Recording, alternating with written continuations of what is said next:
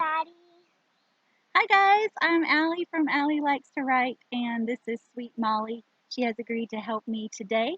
We're going to be reading a story from my brand new children's storybook on Whimsy's Wings, now available on Amazon. I've been super excited about this book. It's a lot of short stories that I wrote during the COVID year, the whole 2020. Wrote during those, and I also illustrated the stories. So I'm very excited to share these with you. And Molly has agreed for me to read a story from here that she actually hasn't heard before. This one is called Sarah Mia the Sundrop. Now this is a special book, a special size book that I'm going to be reading from today so that you can see it better. The one available on Amazon looks more like this size. It's a little smaller. Okay, well, we'll go ahead and get started. Sarah Mia the Sundrop.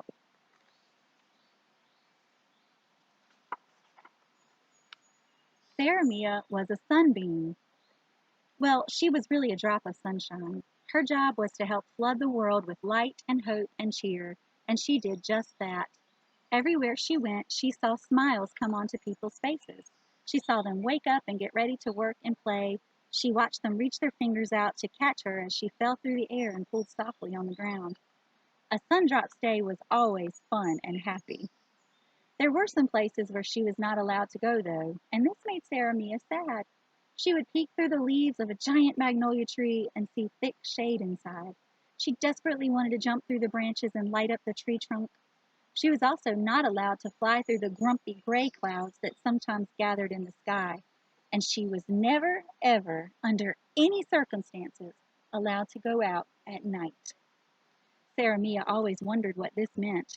She asked the other drops of sunshine why they were not supposed to be out at night, but was always given a very strict, because it is forbidden, and that was all. One evening, as it began to get dark, Sarah Mia drifted down to where the clouds were still bright pink and purple from the lovely sunset. She wasn't a sunset sundrop, but she knew she would not be noticed here. The clouds were happy singing clouds and seemed to be having a party. She supposed it must be fun to change colors the way they did from orange to pink to purple. As the party clouds began to fade to darker shades, she lingered, not ready to join all the other sundrops and rays that had tucked themselves into sleepy clouds for the night. Instead, she decided to break the rules, just this once, and she floated down toward the realm of humans. Sarah Mia noticed her light was getting brighter. Really, the world was getting darker and her light seemed much brighter by comparison, but she didn't know about this. She had never been out so late before. As she drifted down toward a white farmhouse with a wide front porch, she noticed that her own light was casting shadows. She had seen this happen before in the daylight, but she thought that only a large group of sundrops working together could cast shadows this way. She moved to land on the porch rail and smiled to see the darkness fade at her touch. Then she heard something.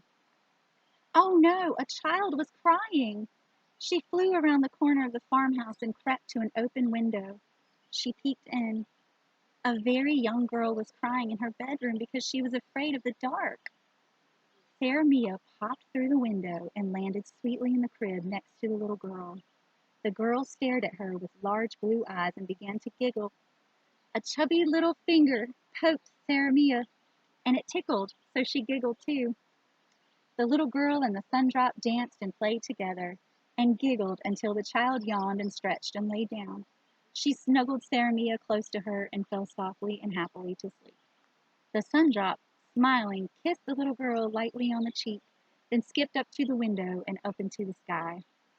She twirled and danced all the way up to her cloud pillows. She was so glad to have helped that little girl. Sarah Mia learned how one single light can make a difference in all the darkness of the night, and that the light of kindness will always outshine the shade of fear. The end.